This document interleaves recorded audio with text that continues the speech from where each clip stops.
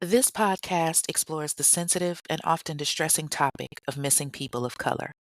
Listener discretion is advised, as some episodes may contain graphic details and descriptions that could be triggering or upsetting.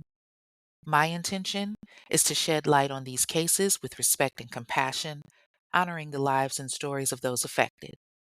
I encourage listeners to prioritize their emotional well being while engaging with this content.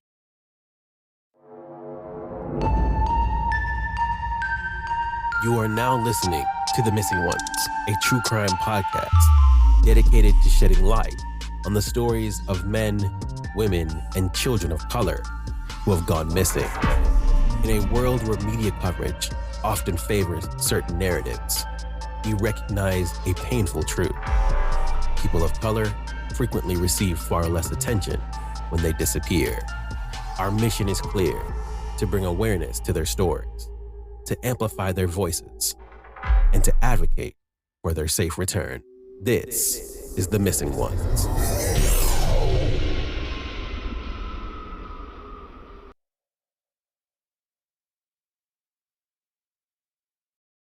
Hello, everyone, and welcome to the premiere episode of The Missing Ones, a true crime podcast.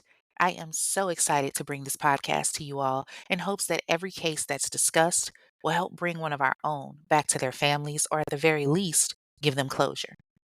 People of color are disproportionately represented among missing person cases in the United States to date, according to the Black and Missing Foundation. Nearly 40% of all missing persons are people of color, but yet we only make up approximately 13 or 14% of the US population. Disproportionate much? And in the current climate that we're living in, when a child goes missing, or when an adult for that matter goes missing, it's very scary. Especially when you have situations where people are being kidnapped to have their organs on the black market, or they're placed into sex trafficking, and in some cases, even slavery. Now, you would think that it wouldn't exist in the time that we're in, but sadly, it does. And it's my mission to change that, one case at a time. Much like my podcast, The Infamous Ones, many of the cases have been overlooked and have not had that much media coverage. And as cliche as it sounds, everyone deserves the same amount of attention. We just don't get it. So when you're listening to this podcast, just remember that you're doing your part. The information you obtain today, I hope that you carry with you, and maybe, just maybe, you'll see or hear something that will break a case and bring one of us back home. I know typically with the infamous ones, y'all are used to me asking what y'all sipping on, and I'm giving y'all the details on some kind of concoction that I done made up to go along with my popcorn. But for this podcast, I'm doing something a little different. Now, I gotta have my popcorn because at this point, y'all, I think I got an addiction for real. But with each episode, I'm gonna do a simple glass of wine, and this one for today's episode is the Black Girl Magic Rosette. I've been trying different wines, and I think this one is suitable for the case. For the first episode, I chose a case that's close to home as it occurred in the town where I lived, Greensboro, North Carolina. Greensboro, North Carolina is a popular mid-sized city in the Piedmont Triad region, known for its historical significance as the site of the 1960 Greensboro sit-ins that launched a national civil rights movement. It's important for its role as the headquarters of the Atlantic Coast Conference, as y'all know it as the ACC, and the tournament town, the nickname for hosting major sporting events. It's also known for its many college campuses, such as the North Carolina A&T State University, Aggie Pride, Greensboro College, UNCG, Bennett College, and many others. And naturally, where there are several colleges, there's parties. And for Sarah Carmichael, a night at the club turned into a nightmare when her beautiful daughter, Marissa, disappeared. Marissa Kay Carmichael was born October 21st, 1998, to Sarah Carmichael in High Point, North Carolina. Now, her biological father wasn't around, but it was okay because Sarah had a wonderful husband in her life, Tony Dieguez, who claimed Marissa as his own. And that was beautiful. Like, shout out to the fathers that may not be blood, but are fathers just the same to these children. She also had a younger sister, Emma, and she grew up in High Point, which is not far from Greensboro, like at all. Marissa stood out as a kid, like, because she was far from average. Like, at 3 years old, she had learned how to ride a bike. She was involved in everything that you could think of. She loved soccer. She was extremely sociable and friendly.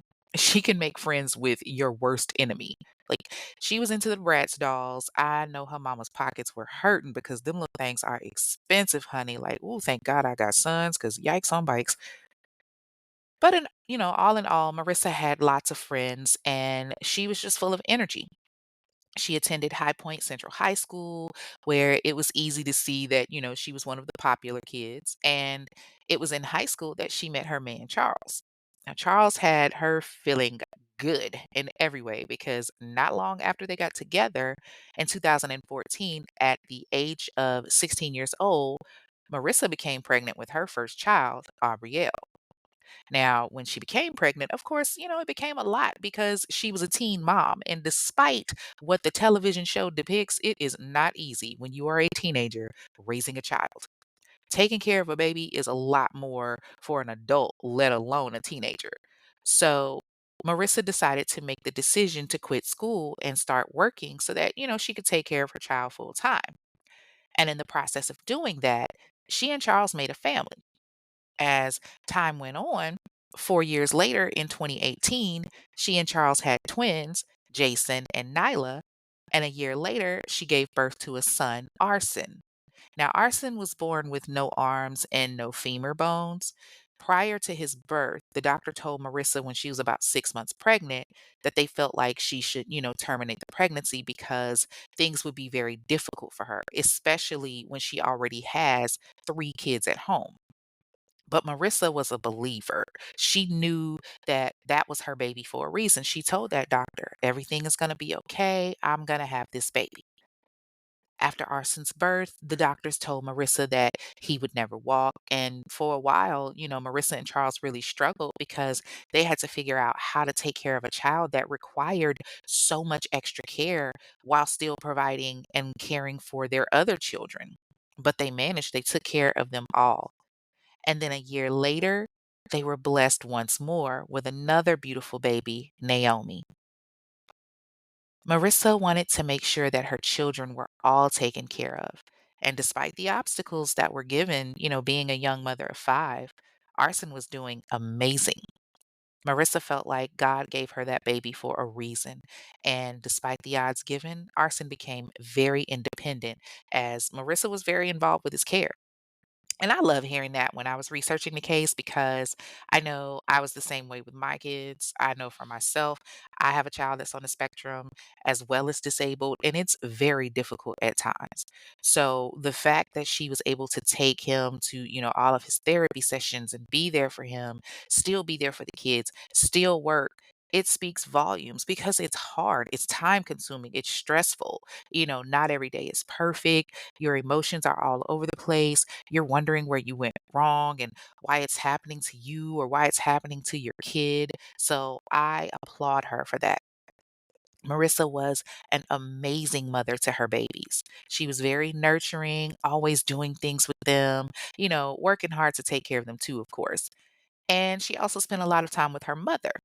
Like, they would do everything together. She was a true mama's girl. I know they say that, the phrase is daddy's girl, but she was actually very close with her mother.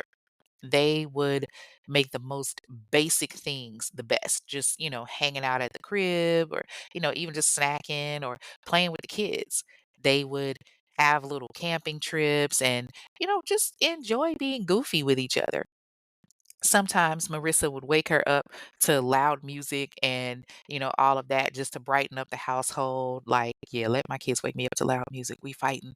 But that's just how she and her mother were. They were literally two peas in a pod. Now, like I said, she was working. Her most recent job was working at the Waffle House in High Point. And like I said, she's a hard worker to make sure that her kids were taken care of. And she did just that. Now, one thing about Marissa and her mother is that they were both very giving individuals, very caring, and they didn't mind helping others out. Now, the only problem with that is that some of the people that Marissa wanted to help, Sarah didn't necessarily care for. But, not every friend is perfect. Some of Marissa's friends were, I guess you could say, a little bit sketchy, but that didn't mean that that defined Marissa. And Marissa was always wanting to help her friends out. She had this one friend named Nija who was pregnant and needing to get back on her feet. And Nige was actually staying with Marissa and her mother.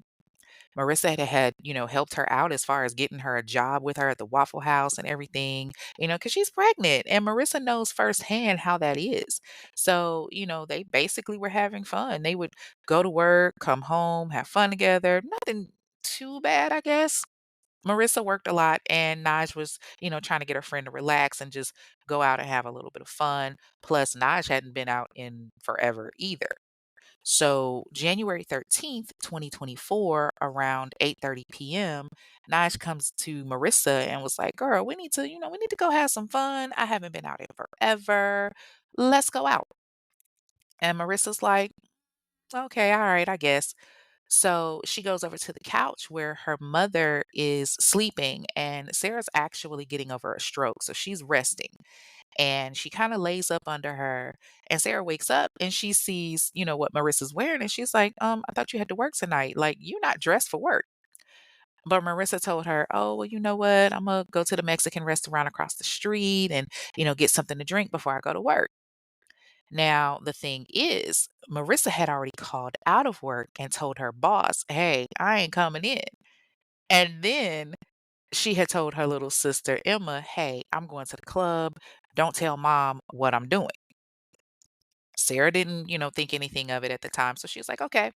So Marissa and Naj leave the house at about 9 o'clock. One of Marissa's cousins comes to pick them up and takes them to Greensboro to this club called 117 Sofa Bar. It's on North Green Street. I've actually been to that club and it's closed right now. But yeah, it was actually something else beforehand and it was a much better club beforehand. But I digress. So the two get to the club and they have a good little time. They're partying, they're out having fun, dancing the night away. Marissa's looking good, Naja's looking cute. It's a good time. And from my own personal experience, the clubs in Greensboro are popping. I gotta admit it. But even though everything was going good and they were having fun, that fun quickly faded. So the club closes and now it's time for everybody to go home. And Marissa had met somebody at the club and they were having a good time. So, like I said, club's closing at about 2 in the morning and they decide that they're going to go to this party that's at this Airbnb on Gorell Street. Now, Gorell, from what I remember very well, because it's connected to Bennett College, which is my alum, by the way. Bennett is on Gorell Street. It's on two major streets, Washington and Gorell. And back in the day in college, a lot of us girls got picked up on that street by our little boyfriends when we were signing out for the weekend and whatnot. For those of you that don't know, Bennett College is an all girls school that consists of about maybe anywhere between 400 to 600 students. So it's not like a major college like we had A&T across the street. But yeah, we were nowhere as big. But one thing that the security guards used to always tell us is be careful getting picked up over there. Cause like there was just like a little miniature security shack and like a bus stop. That was it. So there's this house that's on the 400 block of Gorell Street that was being used as an Airbnb. And the people that Marissa was kicking it with were trying to go party there. It's not too far from the club. Like it's like a mile away. So Naj was like, okay, I'm gonna go ahead and go home. I'm tired. And Marissa's like, okay, cool. But Marissa is now around a bunch of men that she does not know. So Naj leaves her friend with these guys. Now, this is where I feel like there was a serious problem because one thing that we as women should not be doing is leaving our girlfriend alone with a bunch of people that she don't know. But I'm going to address this and circle back to it later on in the episode. So Naj leaves, and supposedly an argument starts, but it doesn't say between who. I was looking at the records and the documents, but it doesn't say who the argument started with. So Marissa never actually made it to the Airbnb. They were supposed to go, but Marissa's new guy friend ends up taking her to the Exxon gas station on East Market Street. And at this point, it's like 3 o'clock in the morning. So Marissa gets out the car and she goes inside the gas station. And the next thing you know, the car leaves. Like, old boy leaves her there. And Marissa's confused. She's like, wait a minute. Okay, hold on. All of her stuff is in the car, her cell phone, her purse, everything. So she's literally stuck at the gas station. So, she looks at the clerk and she's like, "Hey, can I use your phone to call 911?"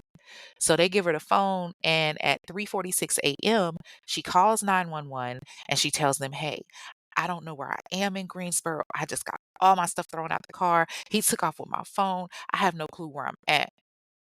And so the dispatchers are trying to get information from her. And oddly enough, she doesn't say the name of the guy that she was in the car with. But then there's another guy outside asking her if she needs a ride. So at 4:19 a.m., the Greensboro Police Department dispatches an officer to go and do a welfare check on Marissa at the gas station. The officer gets there at like 4:21 in the morning, which is literally about 40 minutes after she had called 911.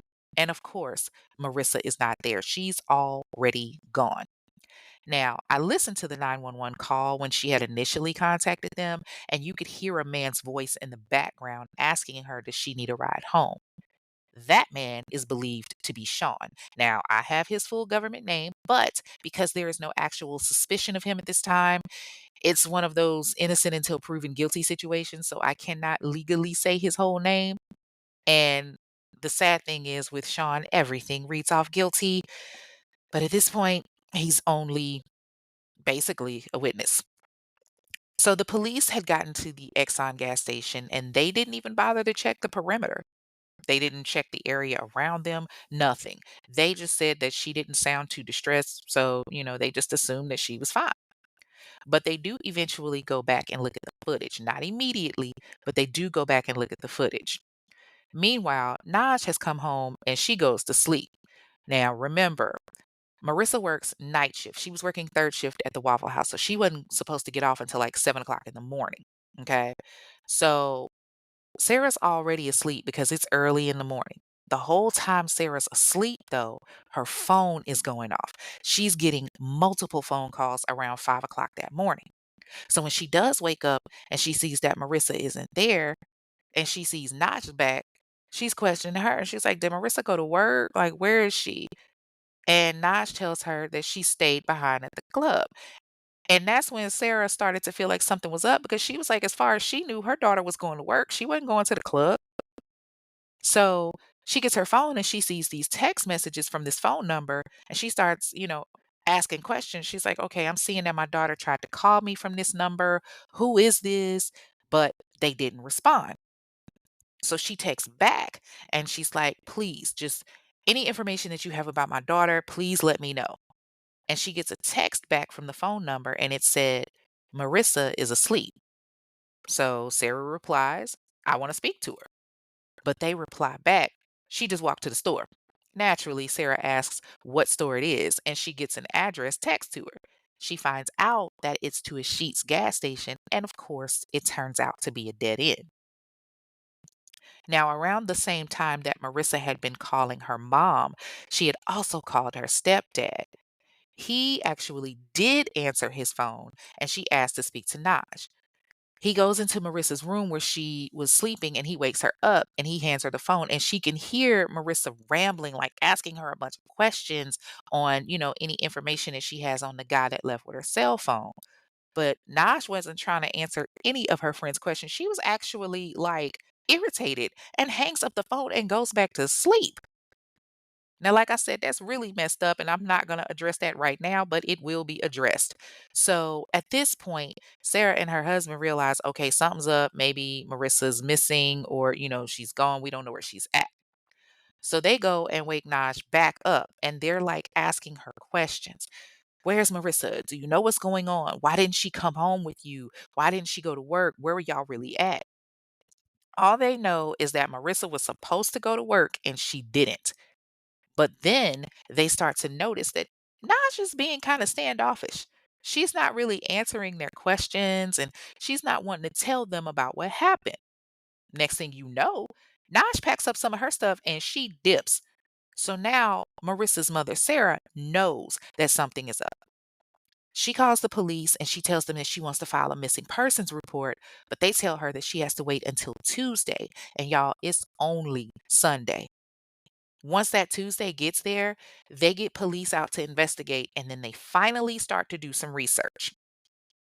They go to the gas station and they finally pull the surveillance footage and they see where Marissa had gotten into the car with that guy, Sean.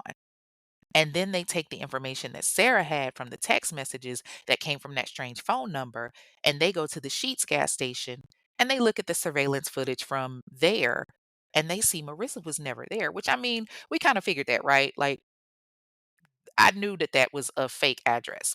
So after that, the police honestly, I guess you could say they kind of fell off of it. Like they got the basic information and everything. They filed the missing persons report, but Marissa is a grown woman. So they're like, okay, well, maybe she just left or, motherhood became too much for her or maybe she just wanted a little break. But her family knew better.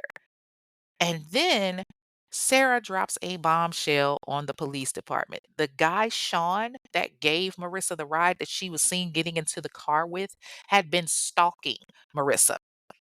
So the cops take all of this information and they decide to interview Sean. After all, Sean was the last person that was seen with her and on camera.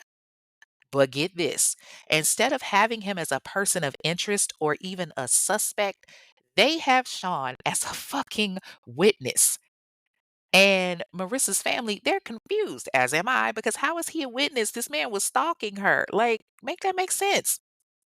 Now, I was looking and trying to find information on him, but he must be really slick because I couldn't find anything, which was very disturbing. What I did find is that he was convicted of conspiracy to cause another person to make false statements. And there was also like 3 counts of causing another to make false statements to a federal firearms dealer. That was years ago, though, back in like 2006. He did have something a little recent in 2018, but that was a drug charge for possession of marijuana, and it was only like a half an ounce. But I didn't see anything on the stalking. Now, there are also some rumors that there's this hotel that he hangs out at where he's so-called a pimp and trafficking girls. Now, the validity on that is slim, but just throwing it out there because there are some rumors floating around. I can't confirm it because at the end of the day, I'm not trying to get sued. So unless it's documented, I can't say for sure. But what I do know is that, Sarah is scared. She's recovering from a stroke. Her daughter Emma comes to her and tells her, "Well, mommy, Marissa actually went to the club." Like she's worried. Marissa's got 5 beautiful babies at home, and it's just weird because she completely disappeared off the grid. Since the day she went missing, there's been no social media activity. Her bank accounts haven't been touched. Her social media hasn't been used. And I mean, I guess that's a good thing, but at the same time, it's not because there should have been some type of movement for her or from her at the very least. I sat down and I did an interview with her mother, Sarah Carmichael, by phone. And one of the things that she said as she talked about Marissa stood out with, the type of pain that she was dealing with. She said, every morning when you wake up, it's the same. Like, here goes another day of not knowing. What kind of phone call am I going to get today? Am I going to get good news? Am I going to get bad news? Like that kind of unknown is hard to handle. And for Sarah, it's extra hard because she has to look into the eyes of her grandbabies every day, knowing that their mom is gone. She told me that with the younger children, they just, tell them that she's lost and they're looking for her. The older ones, though, they've gotten on the internet and they've seen people's opinion. They've seen people saying that, she's gone and what they feel about it. They try to look up stuff on the internet. The older kids think a bad man took their mom. And, so at one point they had to take the kids' cell phones because it was too much. Once it was confirmed that Marissa was missing, Sarah and her family did everything that they could to bring awareness. Since then, sadly, a lot of local organizations weren't really helpful in trying to find Marissa. They would put up missing posters, and of course, Sarah was going to the detectives all the time, but they really didn't have any information. But that wasn't gonna stop her from searching for her baby. Sarah stayed doing everything she could to make sure that her daughter had some type of media coverage. She was doing lots of podcasts, going to different protests, walking the streets, YouTube channels, going on Dateline even. Currently, I think she's actually trying to get on the Nancy Grace show so that she can, spread more awareness. One thing that I do kind of notice is that because Marissa is biracial, a lot of people feel like maybe that's why she's not getting the media attention. Her mother actually created a website and raised reward money and is currently working on a billboard to post up in Greensboro. She did do some local news coverage on Marissa. I can actually recall seeing the story about Marissa when she disappeared. Some of the organizations that Sarah's worked with have helped her put up posters like nationwide, which is amazing. She began working with the Alive Foundation. I mean, Sarah's very resilient and relentless in keeping Marissa's story and her face out there. Like, she's not going to stop until she gets the information that she needs. And that's what I think every person, you know, how every person should be. Like, it only makes sense because this is somebody that you love that is coming up missing or that's been taken or kidnapped or something, and you have no answers, so you have to fight, you have to keep pushing because otherwise it's going to drive you to insanity. When Marissa came up missing, due to the amount of focus and just wanting to make sure that they had parental guidance, the children moved in with their father Charles, and Charles's family has been just as active in helping trying to find Marissa as well. Charles is going through it too, even though he and Marissa weren't together, they've got 5 beautiful kids.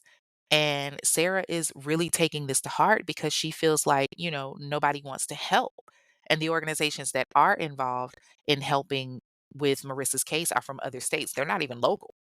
Of course, she's got friends that help her go put out posters. They're very supportive, but it just kind of seems like everybody has moved on in their life. And I get it, when someone first dies or when someone first goes missing, it's all that you can talk about. And then it just seems like literally the next couple of days and weeks, the conversations begin to dwindle as time goes on.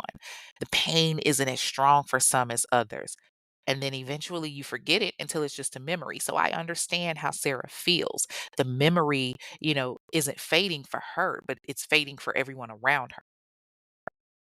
During my interview, I asked Sarah how the experience affected her and her family, and she explained how it was hard to, actually put into words because she felt lost and angry. Her anxiety is through the roof. She's scared to let Emma, her younger daughter, leave because she's worried that, something may happen to her too. But she's hopeful as well, despite the quietness in the house. She's hopeful that her daughter will come home. When I asked what she would like to say to anyone who may have information about her daughter's whereabouts, she says, please say something, even if it's just anonymous, just speak. Her kids need her so she can get back to them and so that they don't grow up without a mom that they love so much. Please just think if it was your family member, what would you want to do? Since Marissa has gone missing, I did read that her little sister Emma has now had her own child, and Sarah once again is a grandmother to yet another beautiful baby. Emma wants nothing more than her big sister to come home so that, they can meet their beautiful aunt. But this, ladies and gentlemen, is the story of the disappearance of Marissa Kay Carmichael. Okay, so I know you guys are used to fair or foul, and that's a little different because that pertains to the sentencing aspect and the justice system. But here I have a segment that I would like to call Make It Make Sense. I may change that later, I don't know, but right now I kind of like how that sounds. So there's a lot of things here that I feel like are questionable. First up, the friend that Marissa had living with her, Naj. The first thing that stood out to me is the fact that this woman left her friend at a club with a man and several other individuals that she did not know and decided to go back home. Now, yes, Naja's pregnant at the time that they went out, and I get it. I'm not gonna knock you being pregnant going out. Hell, I was pregnant with twins when I went to a club one night. Really didn't want to go, but I was trying to support my line sisters and everything, and I stayed in the corner chilling because I wasn't trying to get in the middle of nothing. But still, I understand you wanting to go out, but never in the land of never would I leave my friend behind and say, "Oh, well, I'm gonna go home." What's that age old phrase? We come together, we leave together. There's no, "Oh, Imma leave you here just because you know this guy." Hell no. If this guy wanna kick it with you, then he can come pick your ass up from the house where we leave to go to together. Or if he wants to come see you, then hey, we both going. But at no point should you leave your friend and just go home. And then when she did call you, you didn't give her any answers and you didn't help her. You laid in her bed and went back to sleep. Make that make sense. And then when her family is asking you questions, you clam up. Like, when I had the conversation with her mother, she told me that Naj didn't even pack her shit. She just left her belongings and never came back. And to me, that rings alarms. That's ringing bells. It's screaming suspicious. It's saying, hey, you know more than what you're telling the police. Because she never spoke to Marissa's family again after that. You ungrateful asshole. How you gonna live with somebody else that's helping you? That's basically giving you a place to stay. This girl done helped you get a job and then you just dip because you don't want to deal with it? Trifling. Even if you had nothing to do with it, even if you felt like you were innocent, this is still a family that helped you. You were sleeping in her bed when she was missing. Marissa helped you get a job so that you could prepare for your baby. She gave you a place to lay your head so that you wouldn't be homeless. At the very least, communication with them is necessary because they were there for you. They didn't have to be. Be there for them. Marissa had 5 children that she was taking care of, and they were all living in the household with her, her mom, her stepdad. They still made room for you. So, how can you call yourself a friend and not feel like crap that you left her there?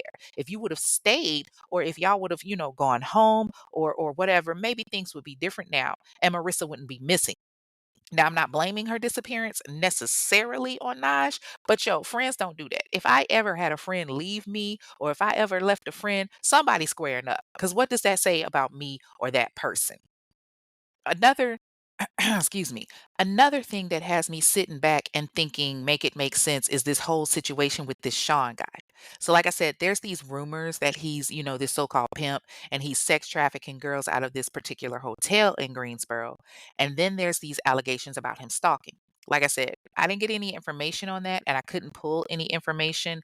But the fact that the police considered him a witness versus a person of interest, and at the very least, he's a person of interest because he was the last person seen with Marissa. She's gone. She's missing. She didn't just, up and leave. She left with you. I would be checking that car for anything. I would be checking the house because this is somebody's mother. And trust me, I've seen the comments online about how, oh, well, she shouldn't have been out. She had children to raise. Yes, she did. But there are a lot of people that have children that still go out and have fun. I'm one of them. I got kids, but guess what? I'm still going to go out and I'm still going to have fun. We can't predict if something like this is going to happen. It bothers me that people are online judging this girl who is missing, saying, well, why would she go out when she's got all these kids? That's part of the problem. That's the reason why she got all these kids. She's a 25-year-old mother of 5 who is out here partying. No, she's a 25-year-old mother of 5 who's taking care of business, who hadn't gone out in forever. And side note, all of her children are by one man. Now, I could see if she was out there bopping around and having, multiple kids by multiple men going out every night, but she had 5 kids by one man. Her high school sweetheart at that. Yes, she did have children early, but that doesn't define who she is. So because she had a child as a teenager, y'all want to judge her. Oh, okay.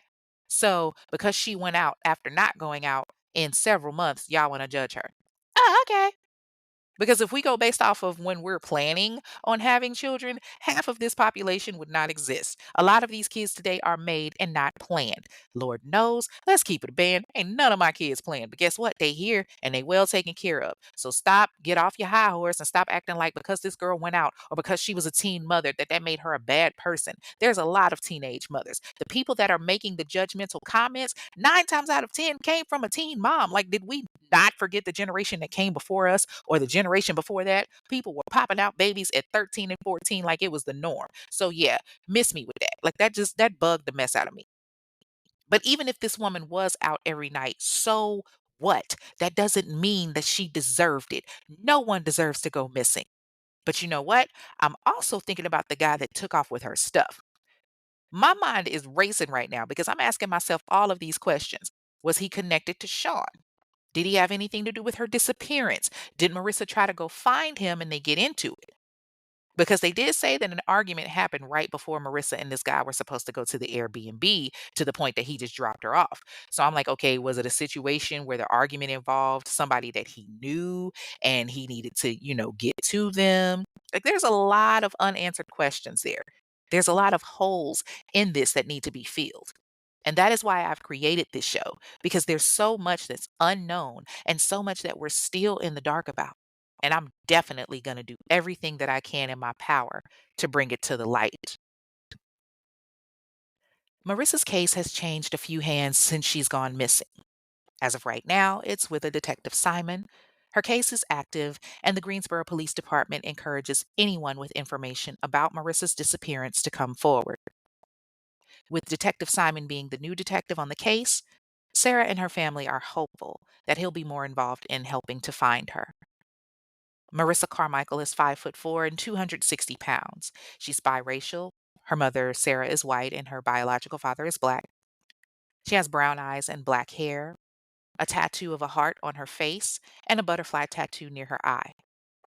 She was last seen wearing a white Tweety Bird t shirt, blue jeans, and yellow sneakers. I would like to thank Marissa's mother, Sarah Carmichael, for speaking with me about her daughter and telling her story. If you have any information, please call the Greensboro Police Department at 336-373-2222. You can also contact the Greensboro or Guilford Crime Stoppers to share tips anonymously at 336-373-1000. You can download the mobile P3 Tips app for Apple or Android phones and submit a mobile tip, or you can go to the website p3tips.com to submit your tip. As always, all tips to Crime Stoppers are anonymous.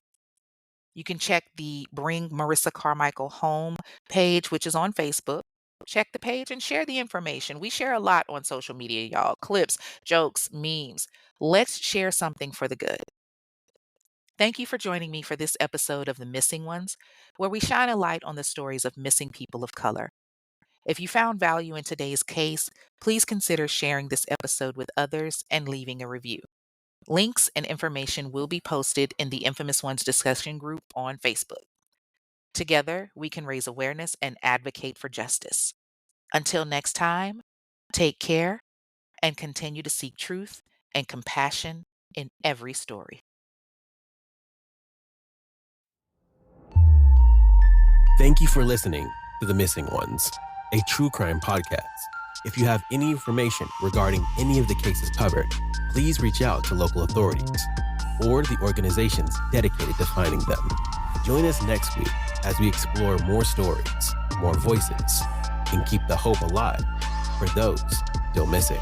Until then, stay safe, stay aware, and remember, their story matters.